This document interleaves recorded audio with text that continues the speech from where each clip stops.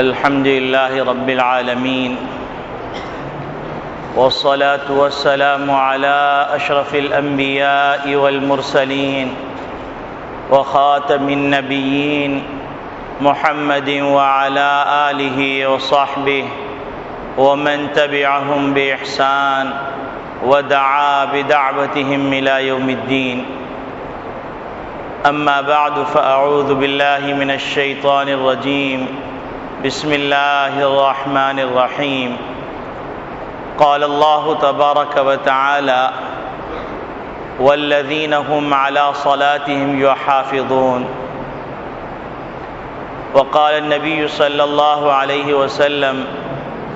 أرأيتم لو أن نهرا بباب أحدكم يغتسل منه كل يوم 5 مرات هل يبقى من درنه شيء؟ قالوا: لا يبقى من درنه شيء. قال: فذلك مثل الصلوات الخمس يمحو الله بهن الخطايا والذنوب، أو كما قال عليه الصلاة والسلام.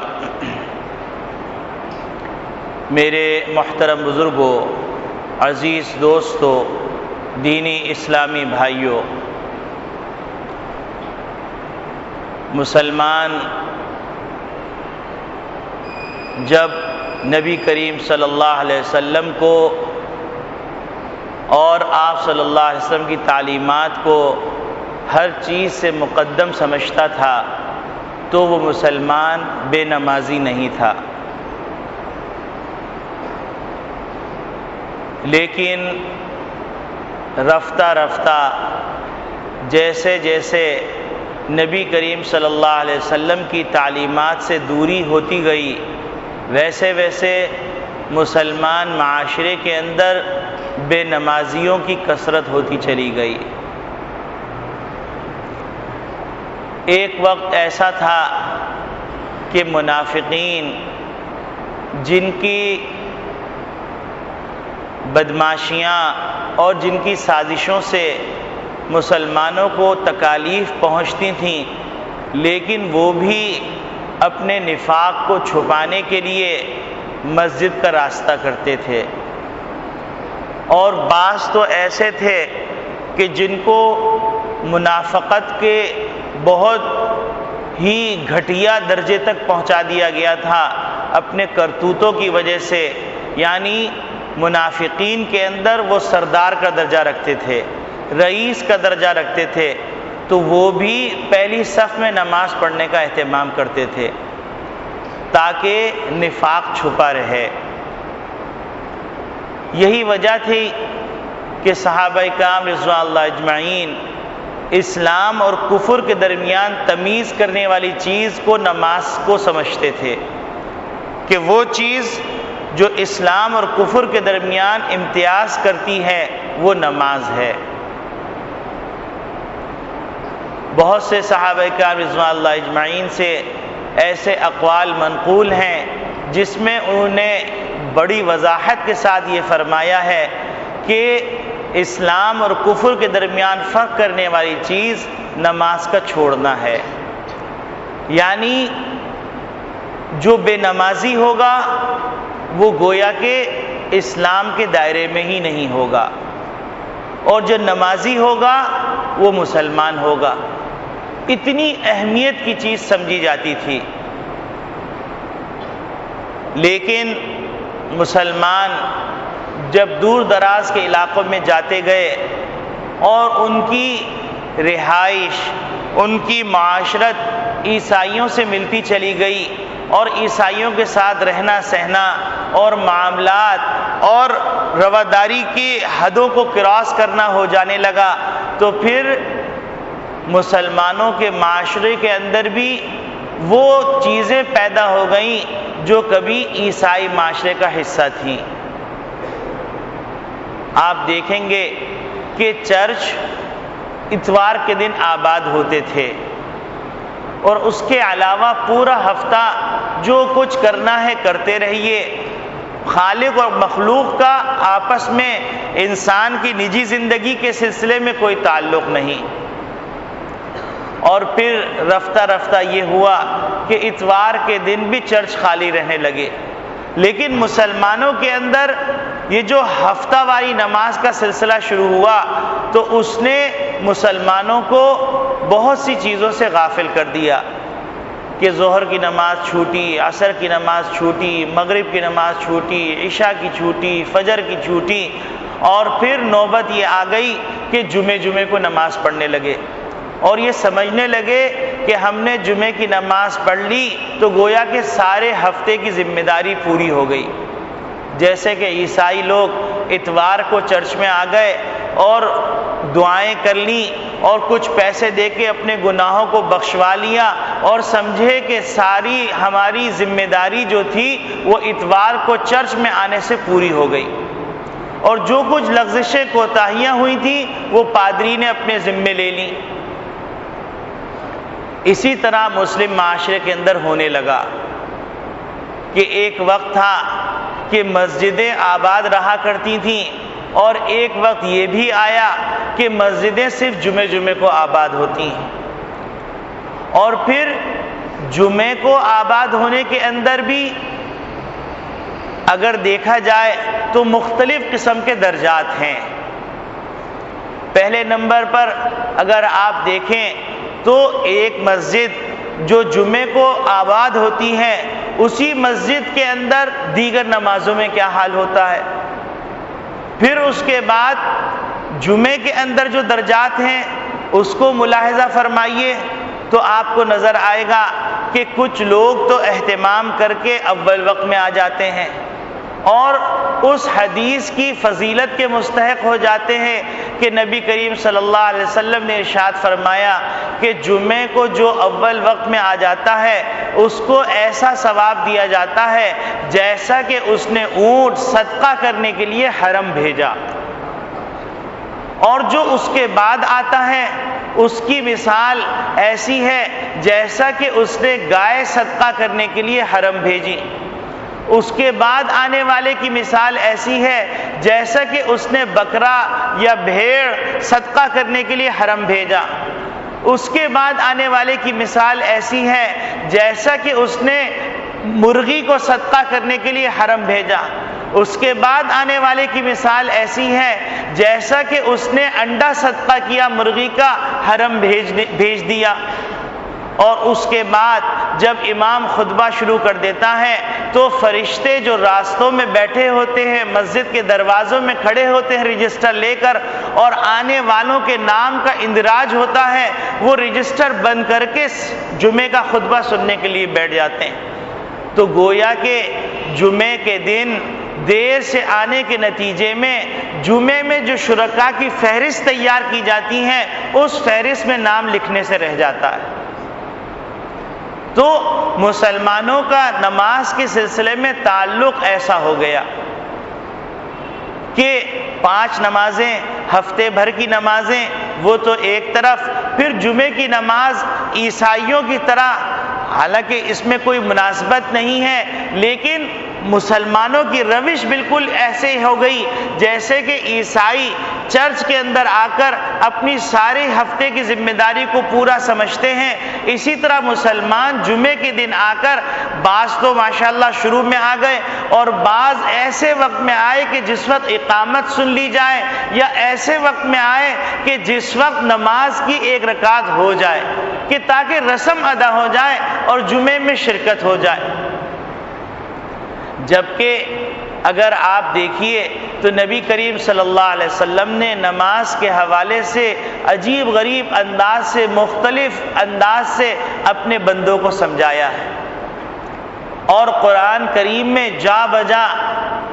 نماز کا حکم دیا۔ کہیں پر فرمایا اقیموا الصلاۃ وآتوا الزکاۃ، کہیں پر فرمایا فصلی لربک وانحر، کہیں پر کس انداز سے فرمایا وذکر اسم ربی فصلی، کہیں پر کس انداز سے فرمایا، اور مختلف پیرائے میں اللہ رب العالمین بار بار فرما رہے ہیں حافظوا علی الصلوات والصلاۃ الوسطی وقوموا للہ قانتین وارکعوا مع الراکعین ان الصلاۃ کانت علی المؤمنین کتابا موقوتا، اور مختلف انداز سے اللہ رب العالمین نے نماز کی اہمیت کو بتلایا۔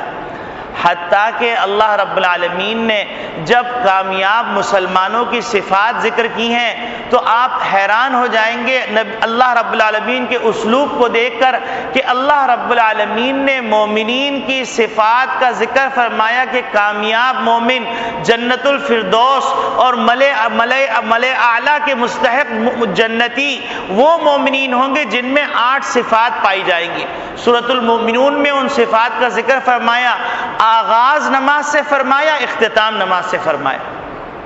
تو کوئی بات تو ہے نماز کے اندر، کوئی اہمیت کی بات تو ہے، کوئی معمولی چیز تو نہیں جس کی وجہ سے اللہ رب العالمین مومنین کامیاب مومنین کی صفات ذکر فرما رہے ہیں۔ تو وہاں پر فرما رہے ہیں قد افلح المؤمنون الذین هم فی صلاتهم خاشعون۔ گویا کہ آغاز پہلی صفت بیان فرمائی، وہ صفت بیان فرمائی کہ نماز میں خشوع اختیار کرتے ہیں مومنین، اور آخری صفت جو ذکر فرما رہے ہیں مومنین کی والذین هم علی صلاتهم یحافظون، کہ وہ نماز کی حفاظت کرتے ہیں۔ تو یہ نماز کوئی معمولی چیز نہیں ہے، حتیٰ کہ مولانا سید ابو الحسن علی ندوی رحمۃ اللہ علیہ جو مفکر اسلام تھے اور عالم اسلام پر ان کی جو نگاہ تھی اور سیرت پر اور حدیث پر قرآن پر جو ان کی نگاہ تھی وہ ایک مسلمہ حقیقت ہے۔ ایک موقع پر ایک بہت بڑا اجتماع تھا اور مولانا کی آخری عمر کا زمانہ تھا اور بڑی زبردست تقریریں ہوئیں اور بہت زبردست سیمینار ہوا۔ آخر میں مولانا کا خطاب رکھا گیا تو مولانا تشریف لائے۔ تشریف لانے کے بعد دارالعلوم دیوبند کا بہت بڑا اجتماع تھا اور اس اجتماع کے اندر مولانا نے فرمایا کہ میں آیا ہوں، آپ لوگوں کا خیال ہوگا کہ میں فلاں موضوع پہ بات کروں گا، میں فلاں موضوع پہ بات کروں گا، اور میری نگاہ کے اندر بھی بے شمار موضوعات تھے، لیکن میں آپ کو ایک ایسی بات کی طرف توجہ دلانا چاہتا ہوں جو میری پوری زندگی کا نچوڑ اور میرے پورے مطالعے کا نچوڑ۔ اور پھر انہوں نے نماز کی اہمیت پہ بات فرمائی۔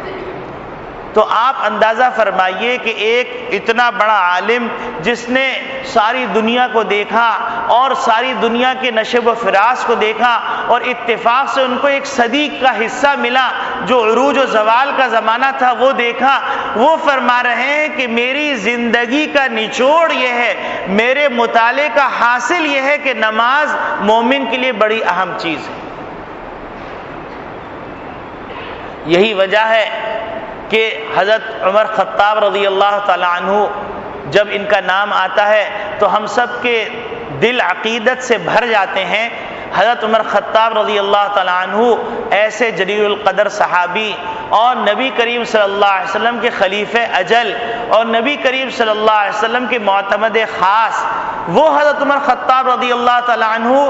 جو دنیا کے اندر حکمرانی فرماتے تھے اتنے بڑے خطے کے اوپر کہ آج اس خطے کے اندر 15 ممالک وجود میں آ چکے ہیں اور آزاد ممالک ہیں۔ ان 15 ممالک والے خطے کے اندر اکیلے حضرت عمر خطاب رضی اللہ تعالیٰ عنہ حکمرانی فرماتے تھے۔ تو آپ اندازہ فرمائیے کہ وہ کتنے بڑی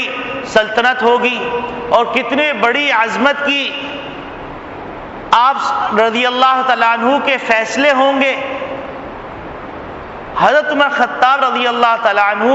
اپنے گورنرز کو خط لکھ رہے ہیں اور اس کے اندر جس بات کی تاکید فرما رہے ہیں وہ فرما رہے ہیں ان اہم امر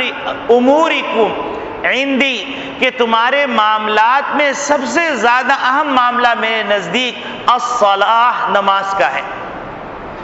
اور پھر فرماتے ہیں فمن حفظها وحافظ علیہا، جس نے نماز کی حفاظت کی اور اس کی پابندی کی، اس کے اوپر دوام کیا،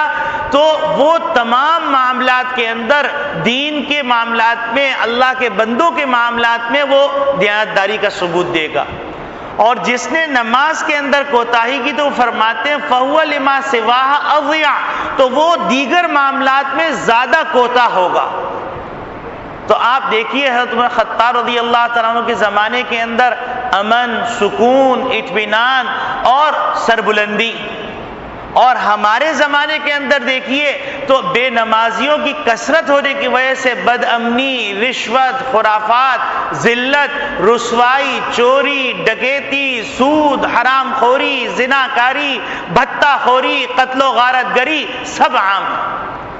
تو حضرت عمر خطاب رضی اللہ تعالیٰ عنہ جو بات فرما رہے ہیں اپنے گورنرز کو لکھ رہے ہیں۔ آج گورنرز کو ہم کیا لکھیں گے؟ اگر لکھیں گے تو ہم یہ لکھیں گے کہ میاں اتنے جو ہے فنڈز ہم کو چاہیے، وفاق کو چاہیے، اور چاہے اس کے لیے آپ کو عوام کو گنے کی بیلن کی طرح بیل کر نچوڑنا پڑے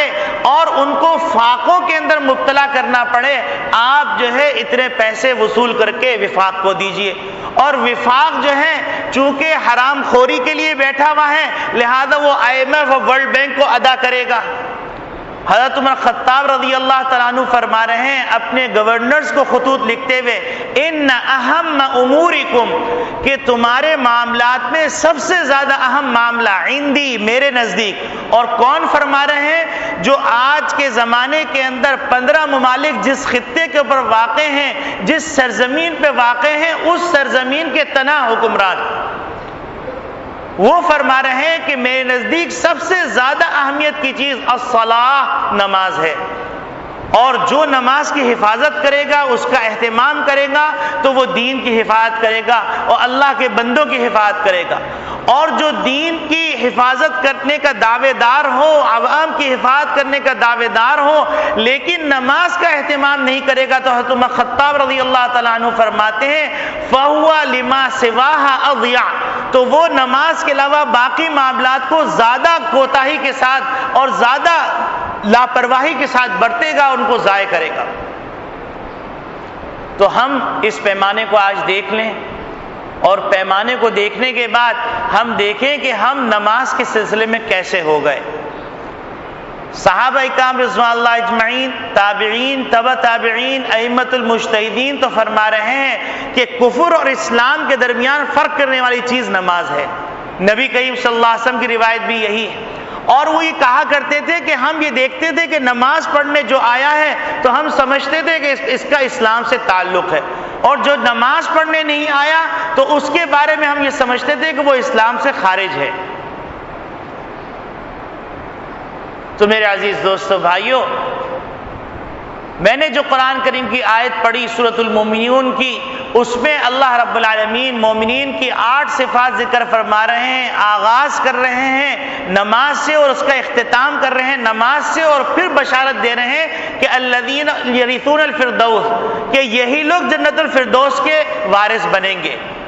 وہم فیہا خالدون، اس میں ہمیشہ رہیں گے۔ تو گویا کہ جنت الفردوس حاصل کرنے کے لیے اول اور آخر جو دستور ہیں، جو صفات کا حصول ہے، اس کے اندر اول اور آخر نماز ہے۔ اور پھر نماز تو ایسی عجیب غریب چیز ہے کہ نبی کریم صلی اللہ علیہ وسلم ایک موقع پہ فرماتے ہیں لو ارأیتم لو ان نہرا بباب احدکم، مجھے یہ بتلاؤ کہ اگر کسی آدمی کے، تم میں سے کسی آدمی کے گھر کے پاس ایک نہر بہ رہی ہو، اور ایک روایت میں آتا ہے نہر کنہر غمر جار، ایسی نہر جو گہری ہو اور ایسی نہر جو بہ رہی ہو، جس کا پانی بہ رہا ہو، تو اس کے اندر اگر کوئی آدمی نہ آئے تو پانی کتنا صاف شفاف ہوگا؟ نہر کا پانی ویسے صاف شفاف، اور پھر وہ نہر جو گہری ہو اور جس کا پانی جاری ہو تو وہ کتنا صاف شفاف، کتنا میٹھا، کتنا پاکیزہ ہوگا۔ اس پانی کے بارے میں نبی کریم صلی اللہ علیہ وسلم فرما رہے ہیں اگر کوئی آدمی 5 وقت اس پانی کے اندر، اس نہر کے اندر نہائے، هل يبقى من درنه شيء، کیا اس کے جسم پر کوئی میل کچیل باقی ہوگا؟ تو صحابہ کرام رضوان اللہ اجمعین نے عرض کیا اے اللہ کے رسول لا يبقى من درنه شيء، کہ اے اللہ کے رسول جسم پر کوئی میل کچیل باقی نہیں ہوگا۔ تو نبی کریم صلی اللہ علیہ وسلم نے ارشاد فرمایا فذلك مثل الصلوات الخمس، پس یہی 5 وقتہ نمازوں کی مثال ہے، یمحو اللہ بہن الخطایا والذنوب، اللہ رب العالمین اس کے ذریعے سے گناہوں کو اور لغزشوں کو معاف فرماتے ہیں۔ ایک موقع پر حضرت ابو ذر غفاری رضی اللہ تعالیٰ عنہ فرماتے ہیں کہ میں نبی کریم صلی اللہ علیہ وسلم کے ساتھ تھا، والخزاں کا موسم تھا، والورق یتہافت، پتے جیسے خزاں کے موسم میں گرتے ہیں اس طرح پتے گر رہے تھے۔ نبی کریم صلی اللہ علیہ وسلم نے ایک ٹہنی اٹھائی، اور ٹہنی اٹھانے کے جب ظاہر سی بات ہے خزاں کی ٹہنی ہوگی تو پتے ویسے ہی جھڑ رہے ہیں، جب اس کو ہلایا جائے گا اٹھایا جائے گا تو کس تیزی سے پتے جھڑنے لگیں گے۔ تو نبی کریم صلی اللہ علیہ وسلم نے فرمایا اے ابو ذر دیکھو جس طرح یہ ٹہنی سے پتے جھڑ رہے ہیں اس طرح 5 وقت کی نماز پڑھنے کے نتیجے میں بندے سے گناہ جھڑ جاتے ہیں۔ اور آپ اندازہ فرمائیے کہ یہ تو نماز کی حالت ہے، نماز کے جو ابتدائی چیزیں ہیں، ابتدائی لوازمات ہیں، ان کی صفات سنیے کہ ایک آدمی وضو کر رہا ہے تو ہاتھ دھویا تو ہاتھ دھونے سے سارے گناہ جھڑ گئے، منہ کو دھویا تو منہ دھونے سے گناہ جھڑ گئے، اور کلی کی تو کلی کرنے سے جو زبان کے گناہ ہیں وہ جھڑ گئے، اور جو اس نے پاؤں دھویا تو پاؤں سے چل کے جو گناہ کیے تھے وہ جھڑ گئے، پھر مسح کیا تو سر کے گناہ جھڑ گئے، تو یہ سارے گناہ جھڑ رہے ہیں۔ پھر اس کے بعد بندہ نماز کے لیے چل رہا ہے تو ایک ایک قدم اٹھا رہا ہے، ہر قدم پر اس کے گناہ معاف ہو رہے ہیں، درجہ بلند ہو رہا ہے، اور جہنم سے خلاصی کا پروانہ دیا جا رہا ہے۔ اور پھر حتیٰ کہ ایک آدمی مسجد کے اندر آ کر نماز کے انتظار میں بیٹھ رہا ہے تو اس نماز کے انتظار میں بیٹھنا بھی اللہ کو اتنا پسند ہے کہ اس کو نماز کے بقدر ثواب دیا جا رہا ہے۔ تو یہ نماز کوئی معمولی چیز تو نہیں ہے کہ نبی کریم صلی اللہ علیہ وسلم جب دنیا سے تشریف لے جا رہے ہیں تو آپ صلی اللہ علیہ وسلم فرما رہے ہیں الصلاۃ الصلاۃ الصلاۃ، نماز کی تاکید فرما رہے ہیں۔ نبی کریم صلی اللہ علیہ وسلم فرما رہے ہیں کہ میری آنکھوں کی ٹھنڈک نماز کے اندر ہے۔ ہم نے نماز کو، اب کوئی آدمی یہ کہے کہ بھائی نماز کا اہتمام کیجئے، تو کہا جاتا ہے اسلام تو ایک آفاقی مذہب ہے، اتنا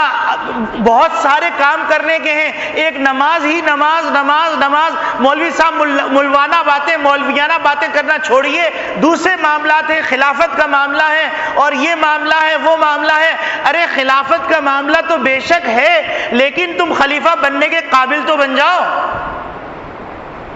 نماز کے اندر ڈنڈی ماری جا رہی ہے، نماز کے اندر کوتاہی کی جا رہی ہے، حتیٰ کہ نبی کریم صلی اللہ علیہ وسلم نے یہاں تک فرمایا کہ وہ منافق کی نماز ہے کہ جو آدمی انتظار میں بیٹھا رہے حتیٰ کہ سورج پیلا پڑ جائے اور پھر وہ نماز پڑھنے کے لیے کھڑا ہو اور 4 ٹھونگے مار کے نماز سے فارغ ہو جائے، یہ منافق کی نماز ہے۔ تو یہ نماز کوئی معمولی چیز نہیں ہے اور اس کو معمولی نہیں سمجھنا چاہیے۔ یہی وجہ ہے کہ ہر آدمی، حضرت عمر خطاب رضی اللہ تعالیٰ عنہ اپنے گورنرز کو لکھ رہے ہیں، اور آپ سوچئے ان سے بڑا خلافت کا عدل کون قائم کر سکتا ہے، ان سے بڑا خلافت کا نظام کون چلا سکتا ہے۔ حضرت ابوبکر صدیق رضی اللہ تعالیٰ عنہ کے بعد ان کا رتبہ ہے اتنا بلند رتبہ، وہ اپنے گورنرز کو یہ نہیں لکھ رہے کہ تم جا کے یہ کرو وہ کرو وہ کرو، وہ فرما رہے کہ تمہارے جتنے معاملات میں نے ہدایات دی ہیں ان تمام ہدایات کے اندر سب سے زیادہ اہم معاملہ میرے نزدیک یہ ہے کہ نماز کا اہتمام کرو۔ اور جس نے نماز کا اہتمام کیا تو فرماتے ہیں کہ وہ دین کے دیگر معاملات کے اندر کوتاہی نہیں کرے گا، اس کی حفاظت کرے گا، اور جس نے نماز کو ضائع کر دیا، نماز کی حفاظت نہیں کی، فَهُوَ لِمَا سِوَاهَا أَضْيَعُ، تو وہ دیگر معاملات کے اندر زیادہ کوتاہی کرنے والا ہوگا۔ اور آج ہم دیکھ لیں کہ نماز کی طرح پڑھیے تو آپ کو ساری زندگی کے اندر ایک اعتدال ملے گا، اور نماز کو گنڈے داری طریقے سے پڑھ لیجئے کہ نماز پڑھ لی، کبھی صرف جنازے کی نماز پڑھ لی، کبھی صرف عید کی نماز پڑھ لی،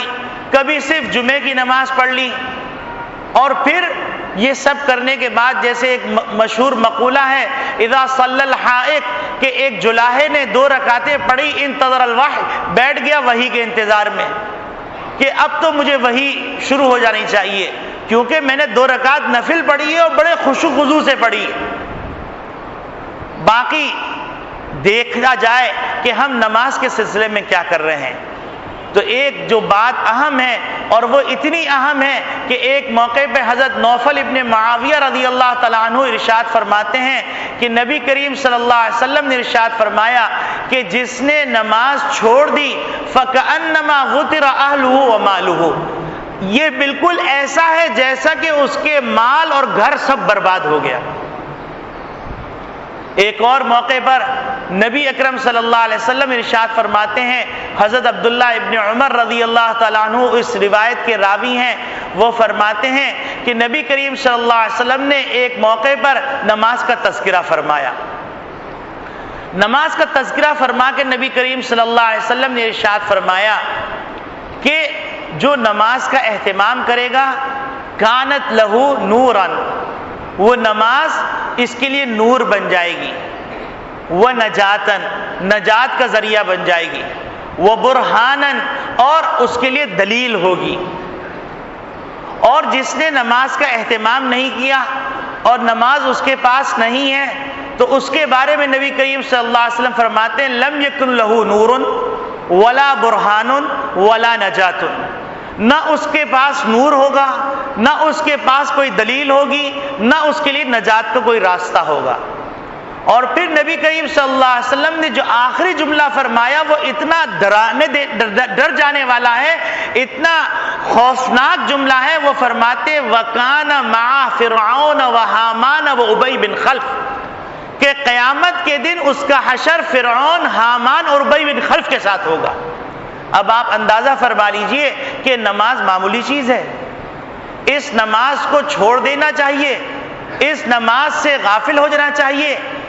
ایک موقع پر حضرت ابو ہریرہ رضی اللہ تعالیٰ عنہ ارشاد فرماتے ہیں کہ نبی کریم صلی اللہ علیہ وسلم نے ارشاد فرمایا کہ سب سے زیادہ مشکل ترین نماز منافقین کے اوپر الفجر والعشاء، فجر کی نماز ہے اور عشاء کی نماز ہے۔ تو ہم دیکھیں کہ کیا ہم فجر کا اہتمام کر رہے ہیں، ہم دیکھیں کیا ہم عشاء کی نماز کا اہتمام کر رہے ہیں، اور ہم یہ دیکھیں کہ کیا ہم مسجدوں کو آباد کر رہے ہیں۔ اور اس کو پہچاننے اور پرکھنے کے لیے آسان طریقہ یہ ہے کہ ہم اس بات کا محاسبہ کریں اور اس بات کو تلاش کریں کہ جمعے کے اندر آخری جب رکعت چل رہی ہوتی اس وقت مسجد کا حال کیا ہوتا ہے، اور جمعہ جس وقت شروع ہوتا ہے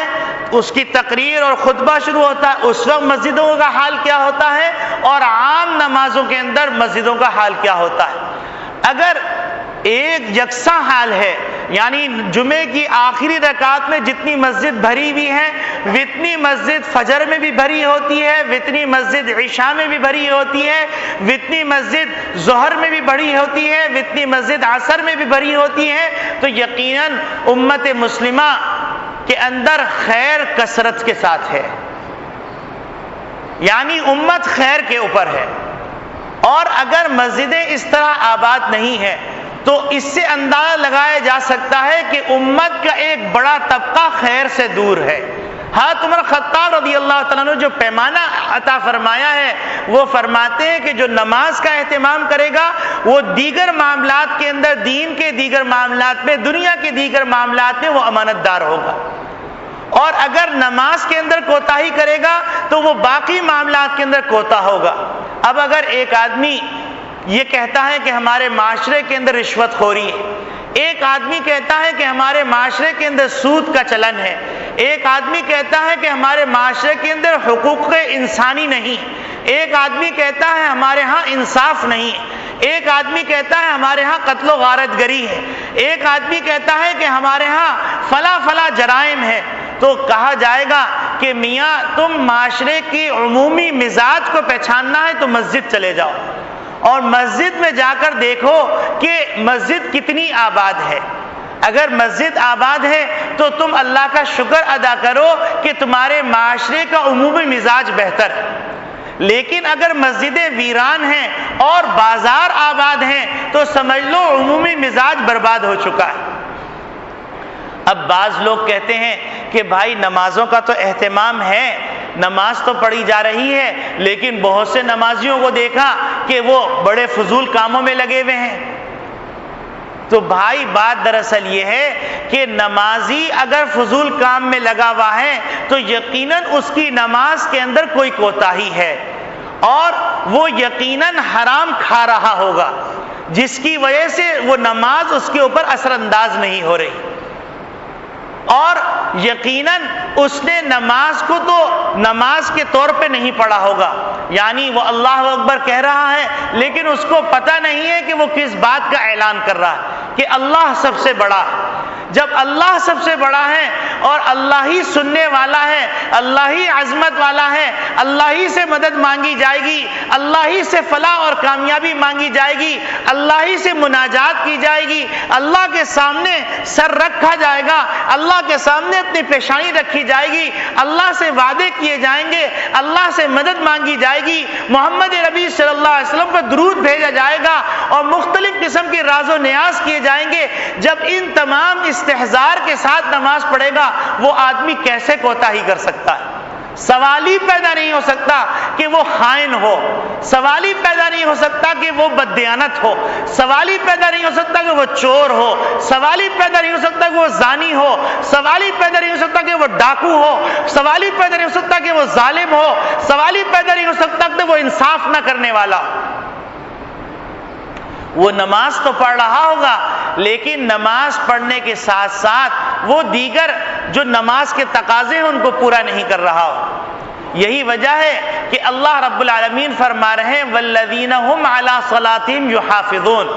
کہ مومنین جن کو جنت الفردوس ملے گی ان کی صفت یہ ہے کہ وہ نماز کی حفاظت کرتے ہیں۔ تو نماز کی حفاظت کے اندر چند باتیں داخل ہیں۔ ایک بات تو نماز کی حفاظت میں یہ داخل ہے کہ نماز کے جو اوقات ہیں ان اوقات میں نماز پڑھی جائے۔ ان الصلاۃ کانت علی المؤمنین کتابا موقوتا۔ اب بعض لوگوں کو یہ غلط فہمی ہو گئی ہے کہ ہم ڈاکٹر ہیں، ہم انسانیت کی خدمت کر رہے ہیں اور نماز تو اللہ کا معاملہ ہے، لہٰذا ہم ایسا کر لیتے ہیں کہ جو ہمارا مطلب کا وقت ہے صبح سے لے کے شام تک ہم نماز نہیں پڑھیں گے، بیماروں کی تیمارداری کرتے رہیں گے، علاج تجویز کرتے رہیں گے، اور ایک ساتھ ہم ساری نمازیں گھر جا کے پڑھ لیں گے۔ تو یہ نماز کی حفاظت کرنے والی صفت نہیں پائی گئی۔ ہر چیز کا اپنا موقع ہے، ہر چیز کا اپنا مقام ہے، اس مقام سے ہٹا کر کوئی چیز کی جائے تو وہ غیر مفید ہے۔ مثلا ماں کا ایک مقام ہے، باپ کا ایک مقام ہے۔ کوئی آدمی یہ کہے کہ ماں کا مقام ہے لہذا باپ کو ہٹا دیا جائے تو کہا جائے گا میاں بیوقوفی کی بات ہے۔ ماں کا ماں کی حیثیت سے مقام ہے اور باپ کا باپ کی حیثیت سے مقام ہے۔ ماں کی خدمت کر کے جو چیزیں ملیں گی وہ باپ کی خدمت سے نہیں ملیں گی، جو باپ کی خدمت سے ملیں گی وہ ماں کی خدمت سے نہیں ملیں گی، اور دونوں کی خدمت سے جو ملیں گی وہ کسی اور کی خدمت سے نہیں ملیں گی۔ تو جس طرح ہر چیز کا ایک مقام ہے، اسی طریقے سے انسانیت کی خدمت کرنے کا ایک مقام ہے اور اللہ کے حقوق ادا کرنے کا ایک مقام ہے۔ ہر مقام کو اس مقام، ہر کام کو اس کے مقام پر رکھ کر کرنا یہ انصاف ہے۔ یہ خیر الامور اوسطھا جو کہا گیا ہے، اعتدال والی امت، اعتدال والا دین وہ یہ ہے، اس کے اندر افراط و تفریط نہیں۔ یہی وجہ ہے کہ ایک آدمی اگر نماز نہیں پڑھ رہا وہ بھی معتوب ہے، اس کو اچھا نہیں سمجھا جاتا مسلمانوں کی نگاہ کے اندر، اسلام کی نگاہ کے اندر، شریعت کی نگاہ کے اندر۔ اور ایک آدمی نمازیں پڑھا چلا جا رہا ہے لیکن حقوق العباد ادا نہیں کر رہا، ماں باپ کے حقوق ادا نہیں کر رہا، گھر والوں کے حقوق نہیں ادا کر رہا، اور دیگر جو حقوق ہیں ان حقوق کی ادائیگی کی فکر نہیں ہے، تجارتی معاملات میں بددیانت ہے اور وعدے کے ایفا نہیں کر رہا، خیانت کر رہا ہے، تو اسلام کی نگاہ کے اندر اس کی وہ نمازیں پڑھنا قابل ستائش نہیں ہے کہ صبح سے شام تک وہ نوافل پڑھا چلا جا رہا ہے، اور لیکن جہاں معاملہ آتا ہے جیسے بچھو ڈنگ مارتا ہے ویسے وہ ڈنگ مار رہا ہے۔ اب آپ سوچئے کہ مسلمان معاشرے کے اندر، جس معاشرے کے اندر مسجدوں کی کثرت ہو، جس معاشرے کے اندر ہر علاقے کے اندر چاروں طرف سے ماشاءاللہ دنیا میں لوگ ترستے ہیں، یہ اللہ رب العالمین نے پاکستان کو اعزاز بخشا ہے کہ چاروں طرف سے اذان کی آوازیں آتی ہیں۔ اس معاشرے کے اندر خائن موجود ہو، اس معاشرے کے اندر دھوکے باز موجود ہو، اس معاشرے کے اندر ڈاکو موجود ہو، اس معاشرے کے اندر سود خور موجود ہو، اس معاشرے کے اندر رشوت خور موجود ہو، اس معاشرے کے اندر ظالمین موجود ہو، اس معاشرے کے اندر آئے دن کروڑ روپے کھا کر بیٹھ جائیں اور کہیں کہ 54 میں فیصلہ کروا دیجئے، وہ بھی قسطوں پہ ہوگا، وہ جو انسانوں کا خون کیا، معاشی قتل کیا، وہ معاشی قتل کرنے کا انجام کیا ہوگا؟ تو معلوم یہ ہوا کہ اسلام کے اندر اعتدال ہے، کہ اگر ایک آدمی نماز پڑھ رہا ہے تو یہی وجہ ہے کہ 50 نمازیں نہیں رکھی گئیں، 5 نمازوں میں 50 نمازوں کا اجر رکھ دیا گیا۔ تو اب ایک آدمی 5 نمازیں پڑھ رہا ہے اور باقی اس کو دیگر نوافل کا وقت نہیں مل رہا، سنتوں کا اہتمام کر رہا ہے، اور لیکن وہ حقوق العباد ادا کر رہا ہے، انصاف کے دائرے میں رہتا ہے، عدل قائم کرتا ہے اور کسی کا حق نہیں مارتا، کسی کے ساتھ بددیانتی نہیں کرتا، کسی کو ایذا نہیں پہنچاتا، وہ وقت کا ولی ہے۔ آج کل ولی کا مطلب کیا سمجھتے ہیں؟ ولی کا مطلب یہ سمجھتے ہیں کسی غار میں بیٹھا ہو، گندا میلا کچیلا، اس کے پاس سے بدبو آ رہی ہو، اتنے بڑے بڑے درندے کی طرح ناخن ہو، اس کے اندر غلاظت ہو، وہیں پر بیٹھا وہ پیشاب کر رہا ہو، شراب بھی پیتا ہو اور کہتے باپو ہمارا کام کر دیجئے۔ باپو کہہ رہے ہیں جا بچہ تیرا کام ہو گیا، ارے بس ہمارا بیڑا پار ہو گیا۔ اللہ کہہ رہے ہیں میرے سامنے آؤ، کسی کے سامنے سر نہ جھکاؤ۔ محمد نبی صلی اللہ علیہ وسلم نے مکہ مکرمہ سے 365 بت توڑے اور ایک اللہ کے سامنے پیشانی رکھوائی۔ ہم اس محمد نبی صلی اللہ علیہ وسلم کے ماننے والے ہیں، ان کی باتیں کرنے والے ہیں، ان کی محبت کا اظہار کرنے والے ہیں، لیکن درگاہوں کے چکر میں پڑے ہوئے اور باپو اور لٹوروں اور ڈاکو کے چکر میں پڑے ہوئے، جو عصمت فروش بھی ہیں، جو حرام خور بھی ہیں، جو اللہ کے باغی بھی نافرمان بھی ہیں، اور ساتھ ساتھ محمد نبی صلی اللہ علیہ وسلم میں نماز معاف نہیں ہوئی، لیکن ایسے باپو بھی ہیں جن کے اوپر نمازیں معاف ہو چکی ہیں۔ اور اللہ معاف فرمائے، ابھی کچھ دن پہلے ایک صاحب نے ایک عجیب کلپ دکھائی موبائل کے اوپر، میں ہکا بکا رہ گیا کہ ایسے باپو بھی وجود میں آ گئے، کہنے لگے کہ ہم تو غوث پاک کے کتے نہیں، کتوں کے کتے ہیں، اور پھر کہنے لگے ہم تو سگے مدینہ نہیں، سگے مدینہ کے مدینے سگ ہیں، کتے ہیں، اور پھر کہنے لگے کہ بھائی کتوں کا کام ہوتا ہے بھونکنا، اور مسجد کے اندر پورا مجمع ان پیر صاحب کی صدارت کے اندر بھو بھو کر رہا ہے۔ انا للہ و انا الیہ راجعون۔ اس سے زیادہ کیا بدبختی ہوگی کہ اللہ اللہ منہ سے نکل گیا اور اب اس کے لیے ترقی کے لیے سلوک کے منازل طے کرنے کے لیے بھو بھو کرنا پڑ رہا۔ لا الہ الا اللہ، استغفر اللہ۔ تو میرے عزیز دوستو بھائیو، ایک اللہ کے سامنے پیشانی رکھنا مشکل ہو گیا اور ہزاروں معبودان باطلہ کے سامنے سجدہ کرنا آسان ہو گیا۔ قبر کو سجدہ کرنا آسان ہو گیا، باپو کو سجدہ کرنا آسان ہو گیا، باپو کی طرف پیٹ کر کے نہیں جانا ہے، ٹیڑے ٹیڑے جانا، چاہے گٹر میں گر جائیں جا کر، لیکن ٹیڑے چلنا ہے، چونکہ باپو کی طرف پیٹ نہیں ہو رہی۔ قرآن کو پسے پش ڈال دینا ہے۔ قرآن پکار پکار کے کیا کہہ رہا ہے؟ کامیابی کے کون سے راستے بتلا رہا ہے، ناکامی کی کون سی باتیں بتلا رہا ہے، ہدایت کا راستہ کون سا بتلا رہا ہے، ترقی کا راستہ کون سا بتلا رہا ہے، اطمینان کا راستہ کون سا بتلا رہا ہے۔ حشیش پی رہے ہیں، کہہ رہے باپو کے پاس جا کر بڑا سکون ملتا ہے۔ افیم پی لی، باپو کے پاس جو شربت ملتا ہے وہ اتنا شاندار ہے کہ مست ہو جاتے ہیں۔ لا الہ الا اللہ۔ تو میرے عزیز دوستو بھائیو، مسجدوں کو آباد کیجئے، اللہ کے گھروں کو آباد کیجئے، کچھ نہیں 5 وقت کی نماز پڑھ لیجئے، ساری مشکلیں حل ہو جائیں گی۔ یہ وعدہ ہے اللہ کا۔ اللہ نبی کریم صلی اللہ علیہ وسلم فرمایا نمازی کو 15 انعامات ملتے ہیں، ان میں سے سب سے پہلا انعام جو دیا جاتا ہے وہ رزق کی تنگی دور کر دی جاتی ہے۔ باپو سے تعویذ لینے کے بجائے اللہ کے سامنے سجدہ کر لو بھائی، اور یہ دیکھ لو کہ کون سے گناہ ہیں جس کی وجہ سے رزق کا دروازہ بند ہو گیا۔ ان گناہوں کو چھوڑو، ان گناہوں کی فہرست بناؤ، ایک ڈائری بناؤ، چھوٹی سی ڈائری بناؤ، اس کے اندر اپنے زندگی کے جتنے گناہ ہیں ان گناہوں کو لکھو،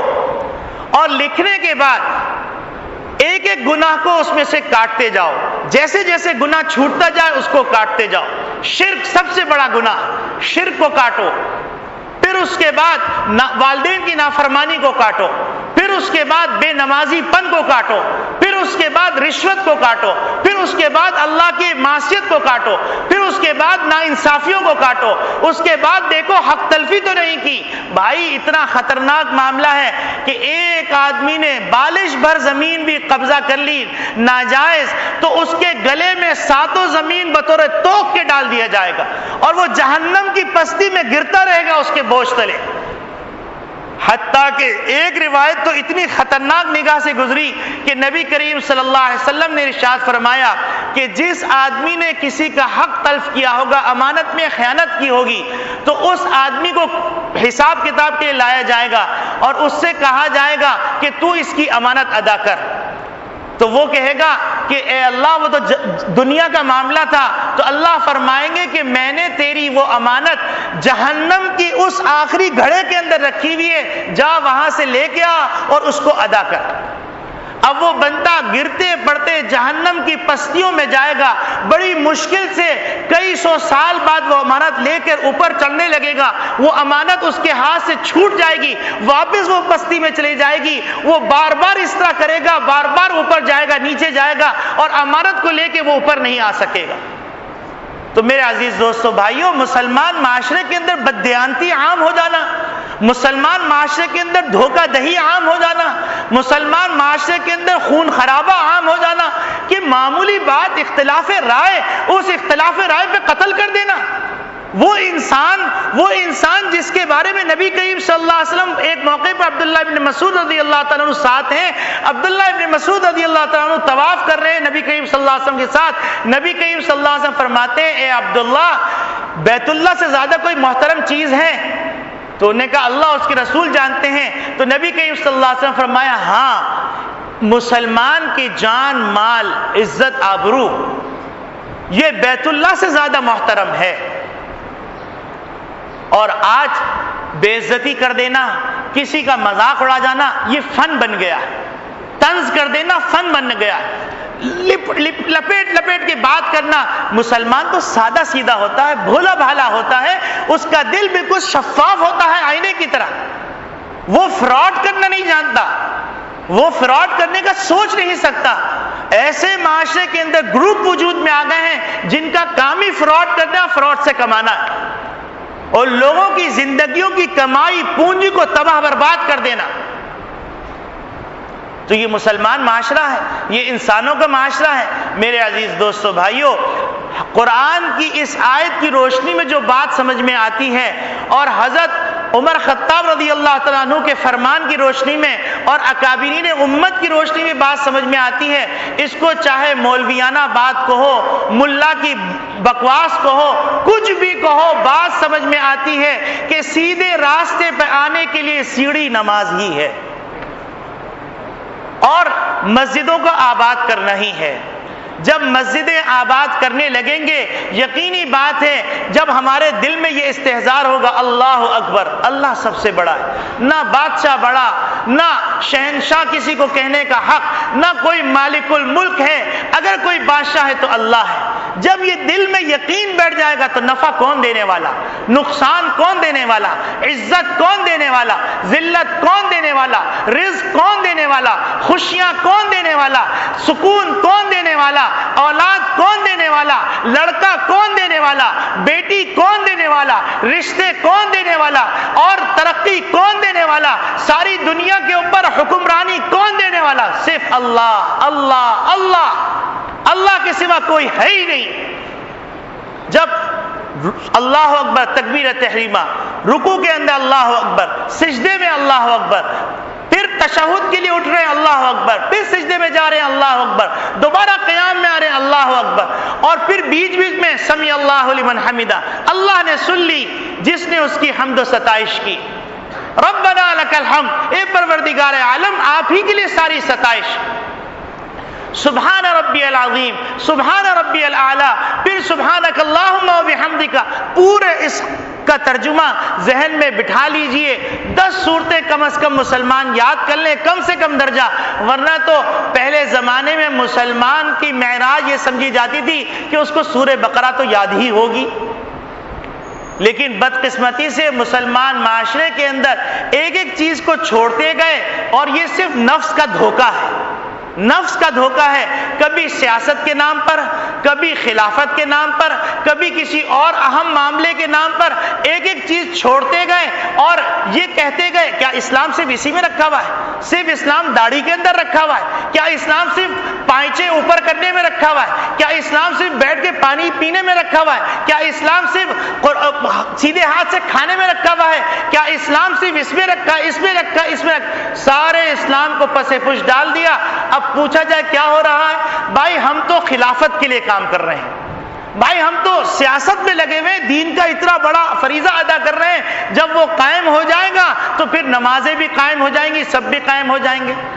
تو میرے عزیز دوستو بھائیو، یہ بھی شیطان کی ایک چال ہے، تو اس چال سے نکلیے، اپنے گھروں کو نمازی بنائیے، گھر والوں کو نمازی بنائیے، اپنے آپ کو نمازی بنائیے، اپنے بال بچوں کو نمازی بنائیے، اور نماز کا اہتمام کیجیے۔ اللہ رب العالمین ہم سب کو نماز